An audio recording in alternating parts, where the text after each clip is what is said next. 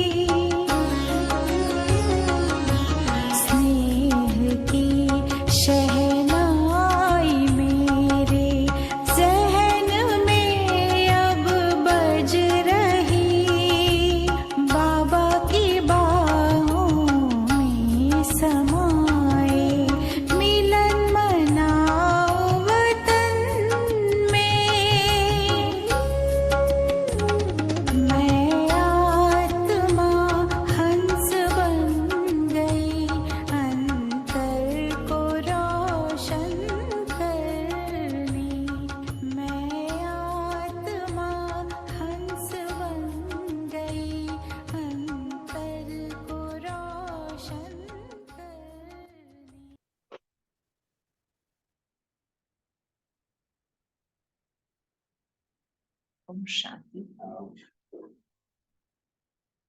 आज 24 फरवरी 2022 के बाप दादा के महावाक्य हैं। जैसे हमने गीत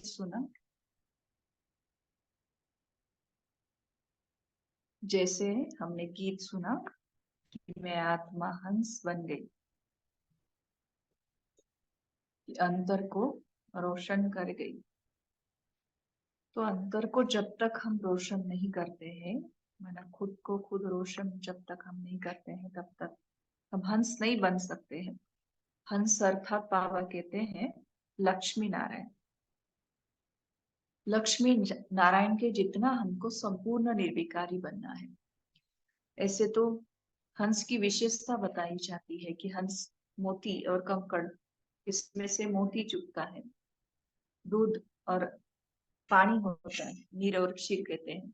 तो उसमें से वो क्षीर माना दूध ही खाली वो पी लेता है। ऐसे बाबा हम बच्चों को कहते हैं कि आपको भी इस कलयुग की दुनिया में या हंस और बगुलों की दुनिया में हम रहते हैं, लेकिन हमको बिल्कुल भी हंस बन करके रहना है। इसमें बाबा कहते हैं कि हर परिस्थिति में आपकी जो अवस्था है वो बाबा कहते हैं संपूर्ण निर्विकारी होनी चाहिए।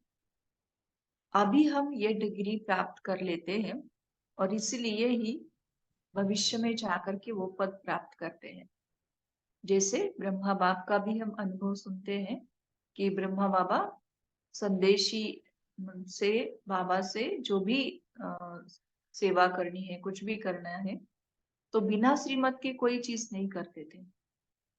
तो संदेशी को वतन में भेजते थे और अलमाइटी बाबा, ऐसे उस समय का शब्द आपने सुना होगा, अलमाइटी बाबा से उसका जवाब या उसकी सूचना ले लेते थे।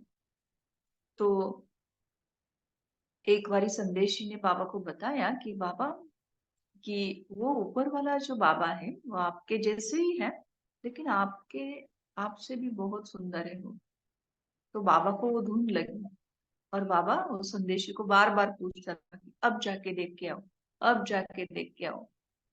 मगर ये कोई मेकअप वाली बात तो नहीं है कि ऊपर से मेकअप कर दिया और मैचिंग कर ली। ये तो अंदर से अपने आप को चेंज करने की बात है। जैसे बाबा हम बच्चों को संपूर्ण निर्विकारी बनाना चाहता है और रावण ने हमको बिल्कुल संपूर्ण विकारी बना दिया है, और संपूर्ण विकारी से हमको संपूर्ण निर्विकारी बनना है। ये सब जन्म की आदत है, ये अभिमान में रहने की आदत है। उसको तोड़ के बाबा हम बच्चों को कहते कि आपको संपूर्ण निर्विकारी बनना है और उसके लिए प्रैक्टिस करनी है कि मैं आत्मा हूँ। आत्मा आत्मा भाई भाई की दृष्टि, या जितना आत्माभिमानी होकर के रहेंगे उतना हम बाबा की याद में रहेंगे। इसलिए आज बाबा ने प्रश्न में भी कहा कि इस ज्ञान मार्ग में अगर आपको तीव्र गति से आगे जाना है और उसका सहज राजमार्ग अगर आपको चाहिए, तो उसका सहज राजमार्ग है बाबा कहते कि और सब विचार छोड़ करके बस बाबा की याद में लगे रहो। सूरज भाई इसी बात को कहते हैं कि बाबा कहते थे कि बच्चे बस तुम मेरी याद में मगन रहो, तेरे लिए सोचने का काम भी मैं ही करूंगा। तो ये अवस्था हमको बनानी है। ऐसे आज बाबा हम बच्चों को समझा रहे हैं। तो सुनते हैं बाप दादा के ही महावाक्यों के द्वारा। आज 24 फरवरी 2022 साकार बाप दादा के महावाक्य हम सुनते हैं। मीठे बच्चे, तुम अभी हंस बनने का पुरुषार्थ कर रहे हो। तुम अभी हंस बनने का पुरुषार्थ कर रहे हो। तुम्हें इन लक्ष्मी नारायण जैसा हंस अर्थात संपूर्ण निर्विकारी बनना है ना। माना जैसे कि हम कह सकते हैं कि हम बिल्कुल भी माया रावण के साथ रह के काला कौवे के जितना हम काले बन गए थे, लेकिन बाबा हम बच्चों को अभी काले से बिल्कुल भी संपूर्ण निर्विकारी सफेद बना रहे हैं। तो वैसे बगुले का भी जो कलर होता है वो भी सफेद ही होता है। तो शायद हम अभी बगुले बन गए बाबा के बनने के बाद, और बाबा हमको अभी बगुले से भी हंस बनाना चाहता है। जैसे जो बगुला होता है वो भी जैसे कोई तपस्या कर रहा है ऐसी उसकी पोत बनाता है, और फटाक से वो क्या करता है कि अपना जो अन्न है वह भक्षण कर लेता है। तो बाबा कहते हैं कि अभी उससे भी परे वाली अवस्था, आपको हंस बनना है, राजहंस बनना है। तो बाबा कहते हैं, मीठे बच्चे, तुम अभी हंस बनने का पुरुषार्थ कर रहे हो। तुम्हें इन लक्ष्मी नारायण जैसा हंस अर्थात संपूर्ण निर्विकारी बनना है ना। चेक करना पड़ेगा हमको, जैसे कल बाप दादा ने कहा था कि चार्ट रखना है, तो चेक करना पड़ेगा कि कितना हमारी निर्विकारी अवस्था रहती है। कोई भी विकार को अंश मात्र तो हम उसको यूज तो नहीं कर रहे हैं, क्योंकि बाप दादा तो कहते हैं कि अंश का कब वंश बन जाएगा वो पता भी नहीं चलेगा। इसलिए इतना नॉलेजफुल बनना पड़ेगा कि अंश को भी हम समाप्त करें। बाप दादा कहते, मीठे बच्चे, तुम अभी हंस बनने का पुरुषार्थ कर रहे हो। तुम्हें इन लक्ष्मी नारायण जैसा हंस अर्थात संपूर्ण निर्विकारी बनना है। प्रश्न है, इस ज्ञान मार्ग में तीव्र जाने की सहज विधि क्या है? इस ज्ञान मार्ग में तीव्र जाने की विधि क्या है? सहज विधि क्या है? उत्तर है, इस ज्ञान मार्ग में तीव्र मना तीखा मना ही फास्ट जाना है। तो और सब विचार छोड़ बाप की याद में लग जाओ, जिससे विकर्म विनाश हो जाए और पूरा कचरा निकल जाए, और पूरा कचरा निकल जाए। याद की यात्रा ही ऊंच पद का आधार है। इसी से तुम कौड़ी से हीरा बन सकते हो। बाबा ने कहा कि और सब जो भी विचार चलते हैं, तो उन सब विचारों को तर्ज करके बस बाबा की याद में हमको रहना है, जिससे ही हमारे विकर्म भस्म हो जाए, जो बोझ है वो निकल जाए, अवस्था बिल्कुल हमारी हल्की अनुभव हो जाए। कचरा जैसे अगर निकल गया या कचरा जल गया, तो जैसे अवस्था होती है वैसे बाबा कहते कि हमारी भी हल्की अवस्था होनी चाहिए। याद की यात्रा ही ऊंच पद का आधार है। एक तो विकर्म विनाश होगी याद से, दूसरा बाबा कहते हैं कि ऊंच पद अगर आपको चाहिए तो उसके लिए भी याद की यात्रा ही है। इसी से तुम कौड़ी से हीरा बन सकते हो।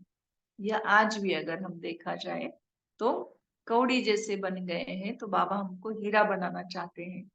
तो याद की यात्रा से ही हम हीरा बन सकते हैं। बाप की ड्यूटी है तुम्हें कौड़ी से हीरा पति से पावन बनाने की। क्या ड्यूटी है? बाबा कहते हैं कौड़ी से हीरा और पति से पावन बनाने की ड्यूटी है। इसके बगैर बाप भी रह नहीं सकते। किससे? किसके बगैर? कि कौड़ी से बच्चों को हीरा बनाने के बगैर या पति से पावन बनाने के बगैर बाबा भी रह नहीं सकते। ओम शांति। बाप बच्चों को समझाते हैं कि इस दुनिया में कोई हंस भी है तो बगुले भी हैं। कौन सी दुनिया में? अभी बाबा की दुनिया में हम कह सकते हैं। बाबा कहते कि कोई हंस भी है तो कोई बगुले भी है। यह लक्ष्मी नारायण हंस है, इन जैसा तुमको बनना है। कैसा हंस बनना है? बाबा कहते कि लक्ष्मी नारायण जैसा। तो मैच करना चाहिए कि क्या हम ऐसे बने हैं, है ना। गृहस्थ में तो है, पूरे विश्व का कारोबार भी कर रहे हैं, लेकिन कैसे? बिल्कुल संपूर्ण निर्विकारी अवस्था में, बिल्कुल शांत स्वरूप अवस्था में, बिल्कुल सुख स्वरूप अवस्था में। आत्मा अपने जो 7 गुण है उन 7 गुणों के संग में इतना बड़ा कारोबार बहुत अच्छे से और बहुत प्यार से कर रही है। तो यह लक्ष्मी नारायण हंस है, इन जैसा तुमको बनना है। तुम कहेंगे हम दैवी संप्रदाय बन रहे हैं। बाप कहेंगे तुम दैवी संप्रदाय बन रहे हो, मैं तुमको हंस बनाता हूँ। अभी पूरे बने नहीं हो, बनना है। हंस मोती चुगते हैं, बगुला गंध खाते हैं। अब हम हंस बन रहे हैं, इसलिए देवताओं को फूल कहा जाता है और उनको कांटा कहा जाता है। देखो बाबा कितना अच्छे से मिसाल देकर के बताते हैं। बाबा कहते हैं जो हंस होता है वो मोती चुगते हैं, और जो बगुला होता है वो गंध खाते हैं। इसलिए बाबा भी हम बच्चों को कहते हैं ना कि हर एक के अंदर की विशेषता को देखो और उसकी विशेषता को सेवा में लगाओ। अगर हम उसके अवगुणों के ऊपर ध्यान देते हैं, माना गंध खा रहे हैं, ऐसी अवस्था हो जाती है। क्योंकि जो चीज हम देखते हैं, बाबा कहते हैं कि वही आपके अंदर धारण हो जाएगी। इसलिए कहते हैं ना, जैसा चित्र वैसा चरित्र। माना जिस चित्र को हम देख रहे हैं वैसा हम बन जाते हैं। अब हम हंस बन रहे हैं, इसलिए देवताओं को फूल कहा जाता है और उनको कांटा कहा जाता है। हंस थे, याद आता है? हंस थे कि नीचे उतरते बगुले बने हो। आधा कलब हंस, आधा कलब बगुले। हंस बनने में भी माया की बहुत विघ्न पड़ते हैं। ऐसे नहीं कि बाबा आए और हम बच्चों को बनाया। बाबा कहते कि नहीं, इसमें बहुत विघ्न पड़ते हैं, कुछ ना कुछ गिरावट आ जाती है। मना आए हैं हंस बनने के लिए, लेकिन इसमें भी बाबा कहते कि गिरावट आ जाती है। मुख्य गिरावट आती है देह अभिमान की। मना अपना जो भी तन मन धन समय श्वास संकल्प या जो मेरी बाबा को पहचानने वाली बुद्धि है, कुछ भी है, उसका बाबा कहते कि बच्चों को देह अभिमान आ जाता है। तो मुख्य गिरावट आती है देह अभिमान की। इस संगम पर ही तुम बच्चों को चेंज होना है ना। अभी ही बाबा कहते कि आपको निर्विकारी बनना है, ऐसे नहीं कि सतयुग में जा करके बनेंगे।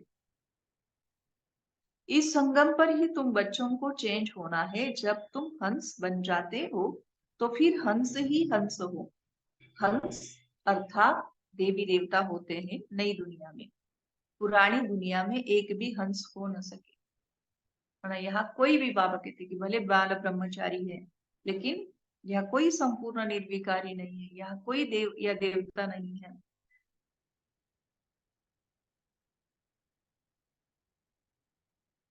भल सन्यासी है, परंतु वह हद के सन्यासी है। तुम हो बेहद के सन्यासी। बाबा ने बेहद का सन्यास सिखाया है। बेहद का मना पूरी पुरानी दुनिया का ही हम यहाँ पर सन्यास करते हैं। वो खाली घर बार का सन्यास करते हैं और एक काम विकार का सन्यास करेंगे। बाकी क्रोध भी है, लोभ मोह भी है। तो बाबा कहते कि हमको तो 5 विकारों का ही सन्यास करना है और साथ में इस सारी पुरानी सृष्टि से ही हमको सन्यास करना है। इन देवताओं जैसा बाबा ने बेहद का सन्यास सिखाया है। इन देवताओं जैसा सर्वगुण संपन्न और कोई धर्म वाला बनता ही नहीं है। वरना एक विकार तो छोड़ दिया, बाकी आत्मा के जो 7 गुण हैं, उन 7 गुणों के अंदर वो नहीं चलती है। जैसे तपस्वी तो बन गए, लेकिन क्रोध इतना होता है जो सामने वाला डरता है कि "हम्म, ये जो मेरे गुरु है तो मुझे शाप न दे देवे", है ना। इतना डरते हैं और उनके वाणी के अंदर या उनके वरदान के अंदर इतनी ताकत है कि जो किसी को श्राप भी अगर देंगे तो वो सफल हो जाता था। इसलिए बाबा ने कहा कि आदि सनातन देवी देवता धर्म के जितना गुणवान तो कोई नहीं बनता। वरना संन्यास भी एक धर्म है और आदि सनातन देवी देवता भी एक धर्म है, लेकिन इसमें जितना हम गुणवान बनते हैं उतना बाबा कहते कि अन्य किसी धर्म में नहीं। इन देवताओं जैसा सर्वगुण संपन्न और कोई धर्म वाला बनता ही नहीं है। अब बाप भी आए हैं आदि सनातन देवी देवता धर्म की स्थापना करने। तुम ही नई दुनिया में पहले पहले सुख में आते हो और कोई नई दुनिया में थोड़ी ही आते हैं। अब इन देवताओं का धर्म ही प्रायः लोप है। ये बातें भी तुम अभी ही सुन रहे हो और समझते हो, और कोई समझ न सके। वह सब है मनुष्य मत। विकार से तो सब पैदा हुए हैं ना। सतयुग में विकार की कोई बात नहीं। देवताएं पवित्र थे, वहां योग बल से ही सब कुछ होता है। यहाँ पतित मनुष्यों को क्या पता वहां बच्चे कैसे पैदा होते हैं। उसका नाम ही है वाइसलेस वर्ल्ड। विकार की बात ही नहीं। कहेंगे जानवर आदि कैसे पैदा होते हैं, बोलो वहां है ही योग बल। विकार की बात ही नहीं। 100% वाइसलेस है, चाहे वो मनुष्य है चाहे जानवर। तो सृष्टि ही 100% कैसी है? संपूर्ण निर्विकारी। हम तो शुभ बोलते हैं, तुम अशुभ क्यों बोलते हो? इसका नाम ही है वेश्यालय और उसका नाम ही है शिवालय। उस शिवालय की स्थापना शिव बाबा कर रहे हैं। शिव बाबा ऊंचे से ऊंचा टावर है ना, शिवालय भी ऐसे लंबे बनाते हैं। लंबे बना जैसे पहाड़ों पर वगैरह मंदिर रहते हैं बाबा के, तो बाबा कहते कि ऐसे शिवालय लंबे बनाते हैं। शिव बाबा तुमको सुख का टावर बनाते हैं, सुख के टावर में ले जाते हैं, इसलिए बाबा में बहुत लव रहता है। बाबा भी हम बच्चों को अपने जैसा सुख का टावर बनाते हैं और सुख के टावर में ले जाते हैं, इसलिए बाबा कहते कि हम इतना बाबा से प्यार करते हैं। भक्ति मार्ग में भी शिव बाबा के साथ लव रहता है। मैंने अभी पहचान हुई, इसलिए नहीं, बाबा से लव था, प्यार था, इसलिए तो ढूंढा, पुकारा और बाबा भी मिल गए। तो भक्ति मार्ग में भी शिव बाबा के साथ लव रहता है। शिव बाबा के मंदिर में बहुत प्यार से जाते हैं, परंतु कुछ भी समझते नहीं है। अब तुम बच्चे सर्वगुण संपन्न बन रहे हो, अभी संपूर्ण बने नहीं हो। तुम्हारा इम्तिहान तब होगा जब तुम्हारी राजधानी पूरी स्थापन हो जाएगी, फिर और सब खत्म हो जाएंगे, फिर नंबरवार थोड़े थोड़े आते जाएंगे। ना, ये हमारा 1 सेकंड का इम्तिहान होगा। अभी हमारे इम्तिहान तो चल ही रहे हैं, सारे दिन में कितनी बारी तो हमारा इम्तिहान होता रहता है, या माया के साथ हमारी बॉक्सिंग चलती रहती है। कभी हम हार जाते, कभी वो हराती है, तो ऐसे चलता रहता है। लेकिन बाबा ने कहा कि इम्तिहान तब होगा जब बाबा कहते हैं कि ये राजधानी स्थापन हो जाएगी, तब तक इम्तिहान तो चलता ही रहेगा, फिर और सब खत्म हो जाएंगे, फिर नंबरवार थोड़े थोड़े आते जाएंगे। और वो जो पेपर होगा वो 1 सेकंड का होगा। उस 1 सेकंड में हम उच्च पद को भी प्राप्त कर सकते हैं, और उस 1 सेकंड में हम राजा से दास दासी भी बन सकते हैं। कल की वाणी में बाबा ने कहा ना कि फर्स्ट क्लास दास दासी होती है। तो तुम्हारा इम्तिहान तब होगा जब तुम्हारी राजधानी पूरी स्थापन हो जाएगी, फिर और सब खत्म हो जाएंगे, फिर नंबरवार थोड़े थोड़े आते जाएंगे। तुम्हारी तो पहले ही राजाई शुरू होती है, और धर्मों में पहले राजाई नहीं शुरू होती है। तुम्हारी तो है ही किंगडम। इन बातों को तुम बच्चे ही जानते हो। बनारस में बच्चे सर्विस पर गए, उनको समझाने का नशा है, परंतु वो लोग इतना समझ न सके। गायन भी है कोटों में कोई हंस, कोई बिरला बनते हैं, नहीं बनते तो फिर बहुत सजाएं खाते हैं। कोई तो 95% सजा खाते हैं। कितना? बाबा कहते 95% सजा खाते हैं, सिर्फ 5% चेंज होते हैं। हाईएस्ट और लोएस्ट नंबर तो होते हैं ना। अभी कोई भी अपने को हंस कह न सके, पुरुषार्थ कर रहे हैं। जब ज्ञान पूरा हो जाएगा तब लड़ाई भी लगेगी। ज्ञान तो पूरा लेना है ना, वह लड़ाई ही फाइनल होगी। बाबा कहते कि जब ज्ञान पूरा हो जाएगा तब लड़ाई लगेगी, वो लड़ाई अंतिम लड़ाई, फाइनल लड़ाई होगी। अभी तो कोई 100% बने नहीं है। अभी तो घर घर में पैगाम पहुंचाना है ना, सेवा भी बाकी है। बड़ा भारी रिवोल्यूशन हो जाएगा। जिन्हों के बड़े बड़े अड्डे बने हुए हैं सब हिलने लगेंगे। मतलब बाबा कहते कि कोई ऐसा भी होता है जिनकी सभा में हजारों लोग आते हैं, जिनकी सत्संग में बहुत सारे लोग आते हैं। ऐसे बड़े बड़े बाबा के देखिए जो अड्डे हैं, वो सब हिलने लगेंगे। भक्ति का तख्त हिलने लगेगा। अभी भक्तों का राज्य है ना, उस पर तुम विजय पाते हो। अभी है प्रजा का प्रजा पर राज्य, फिर बदली होगा। 2 राज्यों की बात बाबा ने बताया, सुनाते हैं, लेकिन बाबा कहते कि उनको वही चीज अच्छी लगती है ना। तो बाबा ने कहा कि ऐसा समय आएगा जो बड़ा भारी रिवोल्यूशन, क्रांति हो जाएगी, जिस क्रांति के अंदर इतना बाबा कहते कि दुनिया चेंज हो जाएगी। जो जो बड़े बड़े अड्डे हैं, मतलब बड़े बड़े सत्संग वगैरह जो है, वो बाबा कहते कि सब हिलने लगेंगे उनके आसन। और भक्ति का आसन भी हिलने लगेगा। और बाबा कहते कि इस भक्ति के आसन पर आप बच्चे राज्य करेंगे या विजय पाते हो। और दूसरा, बाबा ने कहा प्रजा पर यहाँ पर राज्य है, तो वो राज्य बदली होकर के राजा का राज्य आएगा।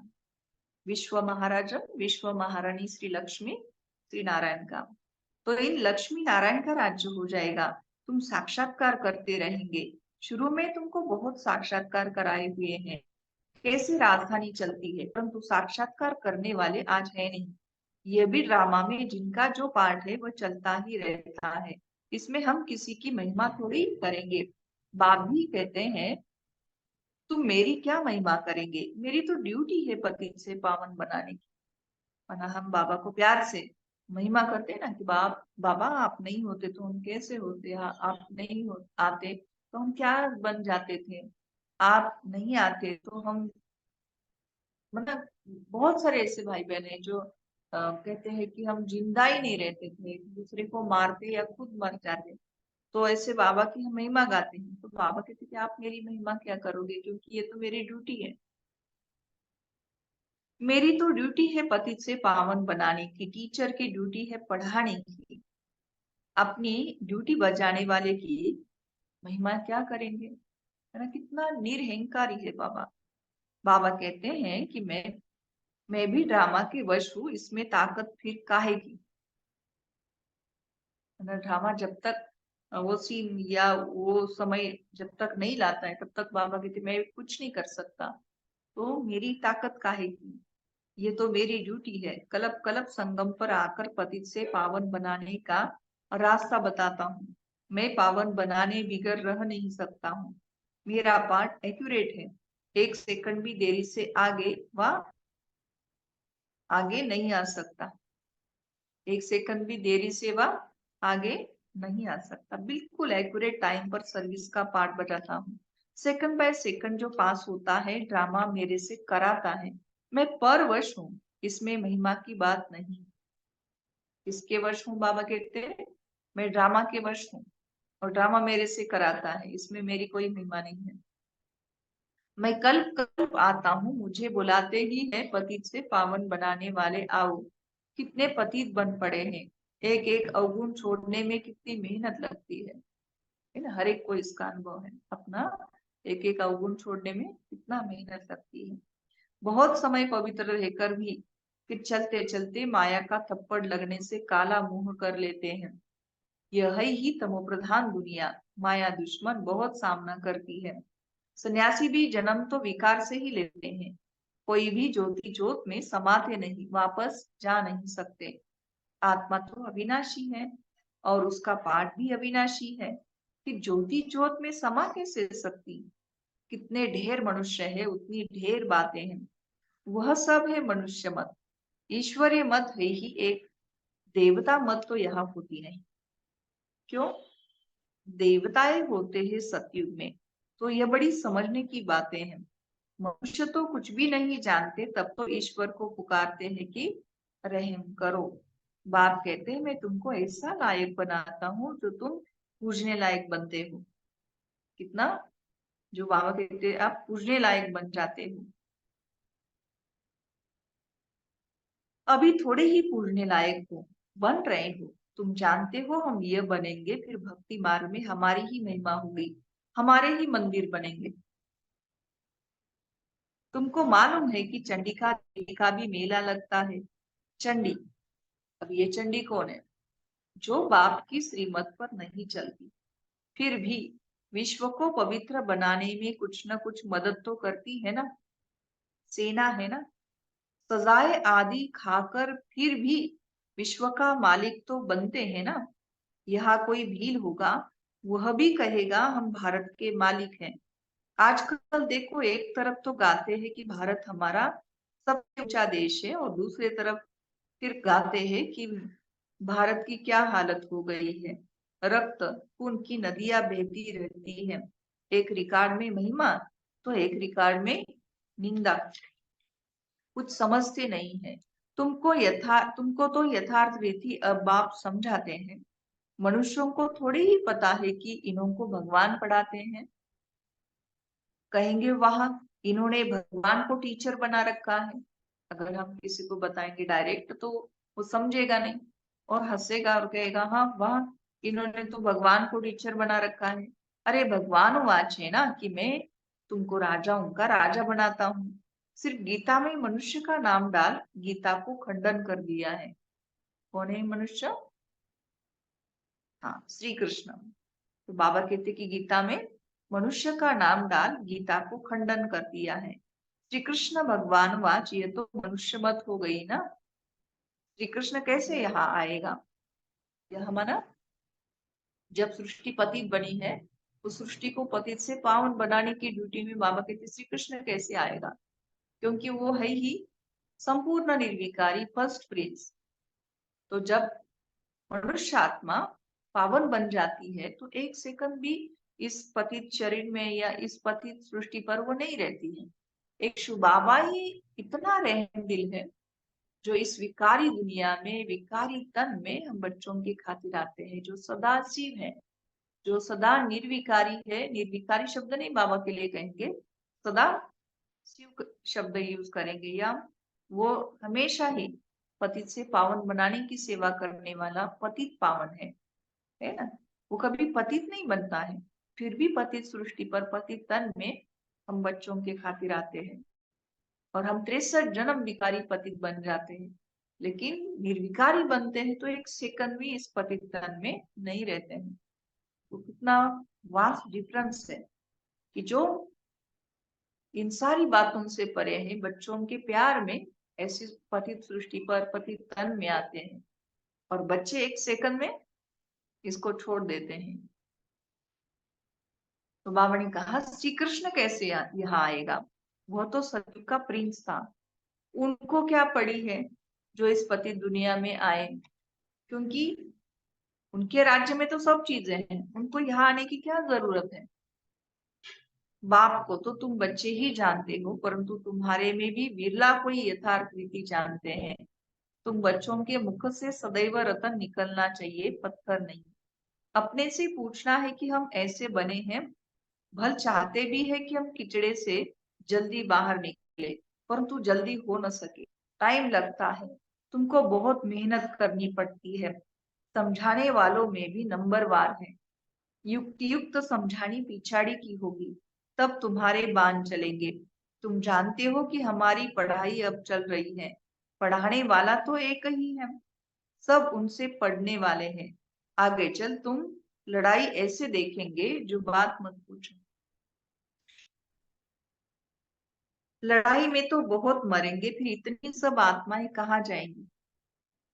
क्या इकट्ठी ही जाकर जन्म लेंगी?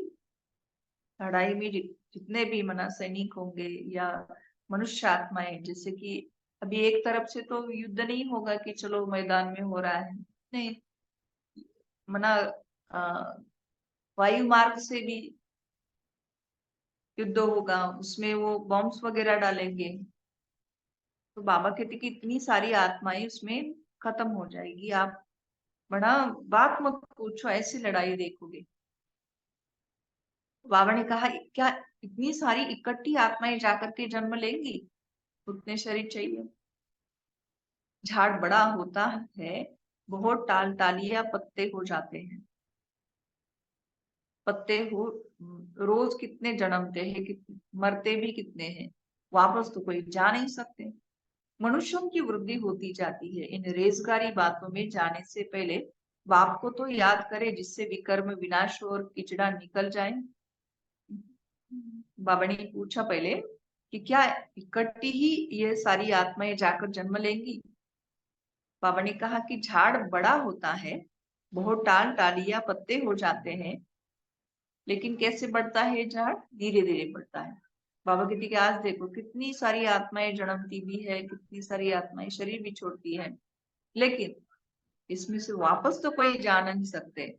मनुष्यों की वृद्धि इधर ही होती जाती है। तो बाबा कहते हैं कि इन सारी डिटेल्स की बातों में न जाते हुए मुझे याद करो, जिससे आपका विकर्म विनाश हो जाए और पिछड़ा निकल जाए।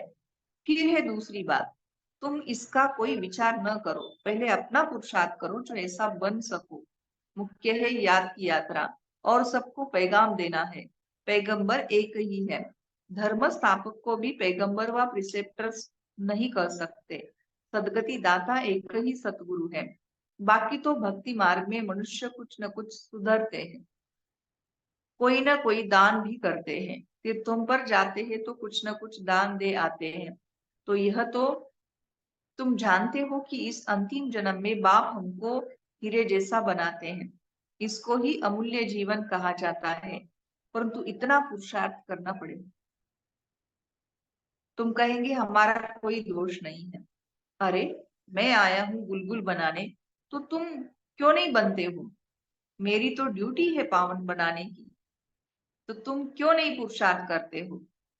पुरुषार्थ कराने वाला बाप तो मिला है। इन लक्ष्मी नारायण को ऐसा किसने बनाया? देखो, बाबा खुद अपनी विशेषता को याद दिला रहे हैं कि मैं आपको ऐसा बनाने के लिए आया हूँ। इनको किसने बनाया? मैंने बनाया। मैं आपके साथ हूँ, मेरी ये ड्यूटी है आपको पावन बनाने की, तो मैं हूँ।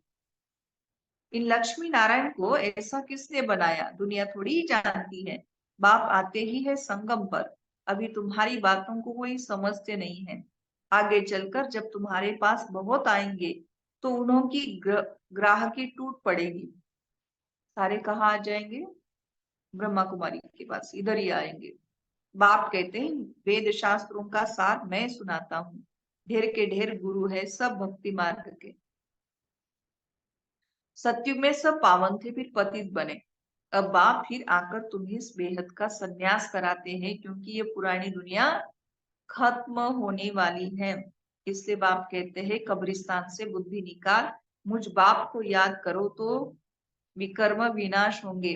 अब कयामत का समय है, सबका हिसाब किताब चुकतू होने वाला है। सारी दुनिया की जो आत्माएं हैं उनमें सारा पाठ भरा हुआ है। आत्मा शरीर धारण कर पाठ बजाती है। उसके अंदर का जो पाठ है वो शरीर धारण करने के बाद वो पाठ करती है। तो आत्मा भी अविनाशी है, पाठ भी अविनाशी है। इसमें कोई फर्क नहीं पड़ सकता, हुबहू रिपीट होता ही रहता है। ये बहुत बड़ा बेहद का ड्रामा है। नंबरवार तो होते ही है। कोई रूहानी सर्विस करने वाले, कोई स्थूल सर्विस करने वाले, रूहानी मना मनसा सेवा करने वाले, और कोई स्थूल सेवा करते हैं। बाबा कहते हैं, कोई कहते हैं बाबा हम आपका ड्राइवर बने, तो वहां भी विमान का मालिक बन जाएंगे। साकार बाबा को कहते कोई बाबा मैं आपका अभी ड्राइवर बनूंगा, तो इसी संस्कार के अनुसार मैं वहां विमान का मालिक बन जाऊंगा। आज के बड़े लोग समझते हैं अभी तो हमारे लिए स्वर्ग है, बड़े बड़े महल हैं, विमान है। बाप कहते हैं ये सब है आर्टिफिशियल, इनको माया का फॉर्म कहा जाता है। क्या क्या सीखते रहते हैं, जहाज आदि बनाते हैं। अब ये जहाज आदि वहां काम में थोड़े ही आएंगे। बॉम्ब्स बनाते हैं, ये थोड़ी ही वहां काम में आएंगे। सुख वाली चीजें तो काम में आएगी, वरना वहां भी साइंस होगा, लेकिन वो सुखदायी साइंस होगा। विनाश होने में साइंस मदद करती है, फिर वो ही साइंस तुमको नई दुनिया बनाने में भी मदद देगी। यह ड्रामा बड़ा वंडरफुल बना हुआ है। अच्छा, मीठे मीठे सिखिलधे बच्चों प्रति माता पिता बाप दादा का याद प्यार और गुड मॉर्निंग। रूहानी बाप की रूहानी बच्चों को नमस्ते। हम सब रूहानी बच्चों की रूहानी माता पिता बाप दादा को याद प्यार, गुड मॉर्निंग और नमस्ते। वाह बाबा वाह, शुक्रिया बाबा शुक्रिया। धारणा के लिए मुख्य सार सुनेंगे। पहली पॉइंट है, इस कयामत के समय पुरानी दुनिया से बेहद का संन्यास करना है। आज दिन भर के लिए बाबा होमवर्क दे रहे हैं। इस कयामत के समय पुरानी दुनिया से बेहद का संन्यास करना है। इस कब्रिस्तान से बुद्धि निकाल देनी है। याद में रहकर सब पुराने हिसाब किताब चुकतू करने हैं। दूसरा, मुख से सदैव ज्ञान रतन निकालने हैं, पत्थर नहीं। मुख से सदैव ज्ञान रतन निकालने हैं, पत्थर नहीं। पूरा पूरा हंस बनना है। कांटों को फूल बनाने की सेवा करनी है ना? जो हंस होगा, वो पत्थर थोड़ी निकालेगा, वो तो रतन ही बाबा कहते निकालेगा। तो ऐसे पूरा हंस हमको बनना है, और जो कांटे हैं उनको फूल बनाने की सेवा करनी है। वरदान दिया, सेवा के साथ साथ बेहद के वैराग्य वृत्ति की साधना को इमर्ज करने वाले सफलता मूर्त भव। सेवा के साथ साथ बेहद के वैराग्य वृत्ति की साधना को इमर्ज करने वाले सफलता मूर्त भव। सेवा से खुशी व शक्ति मिलती है, लेकिन सेवा में ही वैराग्य वृत्ति भी खत्म हो जाती है। इसलिए अपने अंदर वैराग्य वृत्ति को जगाओ। क्योंकि आज बाबा ने अंडरलाइन किया कि जैसे कि इस कयामत के समय में हमको बेहद का सन्यासी बनना है। बाबा कहते की सेवा करते करते जो वैराग है वह खत्म न हो जाए। आपको ये याद होना चाहिए कि ये दुनिया तो बस अब गई की गई।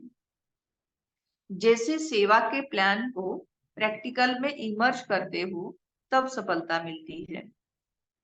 बाबा ने मिसाल दिया, आप कोई भी सेवा करना चाहते हो तो उसका प्लान जो है उसको प्रैक्टिकल करते हो, तब वो सेवा सफल हो जाती है।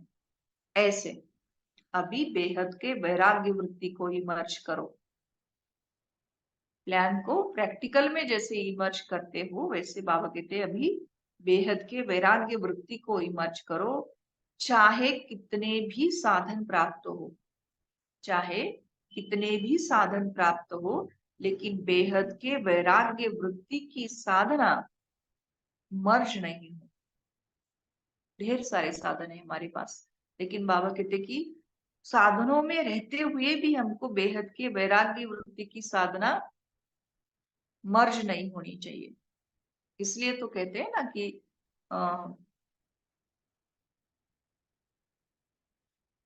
एक सेकंड में जीवन मुक्ति मिली। तो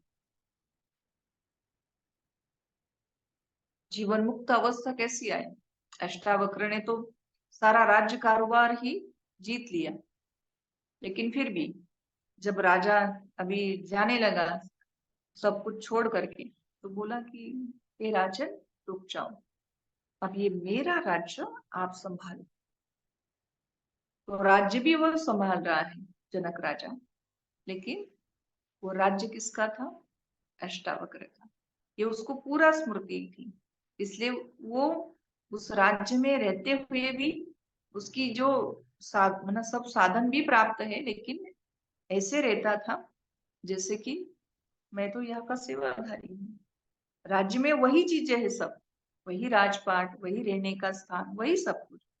वैसे बाबा कहते कि हमको भी अभी बेहद की वैराग्य वृत्ति की साधना इमर्ज रूप में रखनी है। भले साधन सब कुछ है, सामग्री है, सब कुछ है, साधना साधना का बैलेंस हो तब सफलता मूर्त बनेंगे।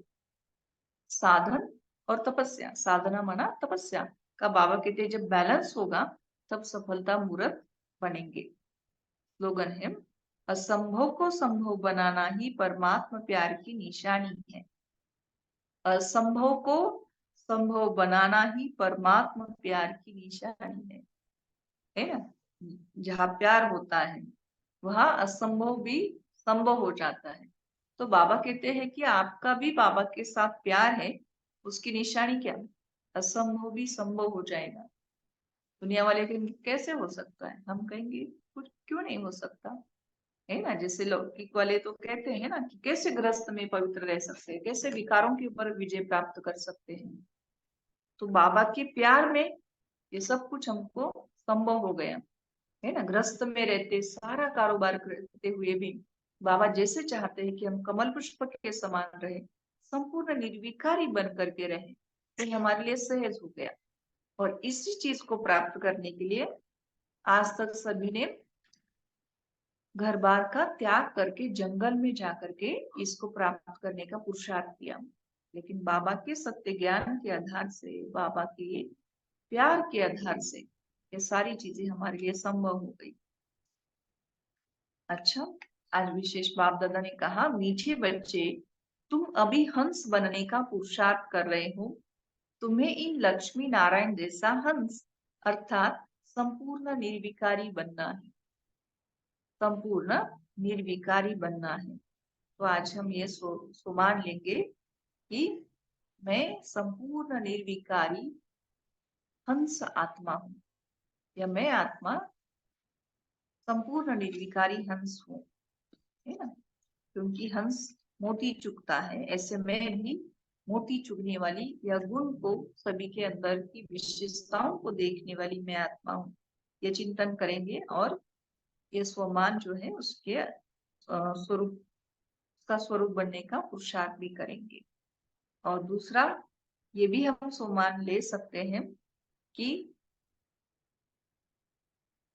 मैं ज्ञान रत्नों का व्यापारी हूँ, क्योंकि आज बाबा चाहते हैं कि मुझसे हमारे हमेशा रतन ही निकले। तो मैं ज्ञान रतन बांटने वाली या ज्ञान रत्नों का मैं व्यापारी आत्मा हूँ। जो भी देंगे या जो भी लेंगे सो वही लेंगे। और बाबा ने आज वरदान दिया है सफलता मूर्त का। तो साधन और साधना का बैलेंस रखने वाली मैं सफलता मूर्त आत्मा हूँ। ये भी हम सुमान ले सकते हैं। ओम शांति। आज का अव्यक्त इशारा, मधुरता का गुण धारण करके मधुसूदन बाप का नाम माला करो। इसमें बाप दादा आज कहते हैं,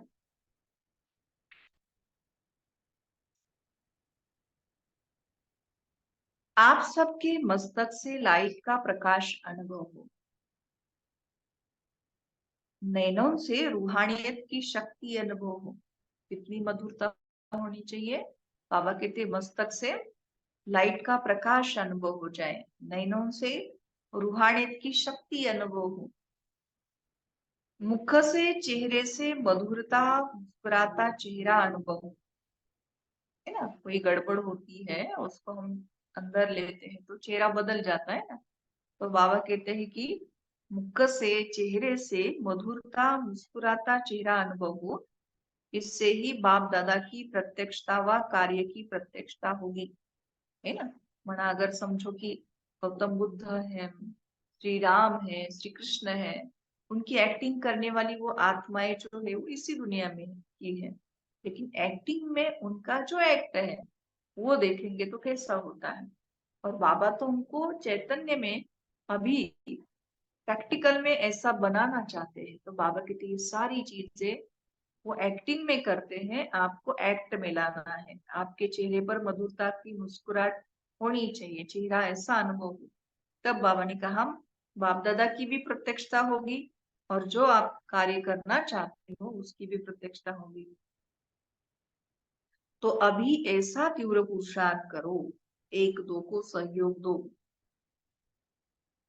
एक दो को सहयोग दो, आगे बढ़ाओ, कमजोर को सहारा दो, ऐसा संगठन बनाओ, तीव्र पुरुषार्थी बनो, फास्ट करो। बाबा कहते हैं हाँ, आप हंस बन रहे हो, मोती चुगने वाले बन रहे हो, संपूर्ण निर्विकारी बनने का पुरुषार्थ कर रहे हो, लेकिन बाबा कहते कि स्पीड बढ़ाओ, थोड़ा स्पीड बढ़ाओ। और क्या करो, एक दो को सहयोग दो, आगे बढ़ाओ, और कोई कमजोर है उसको भी सहारा दो और अपनी संगठन की शक्ति को बनाओ। ओम शांति।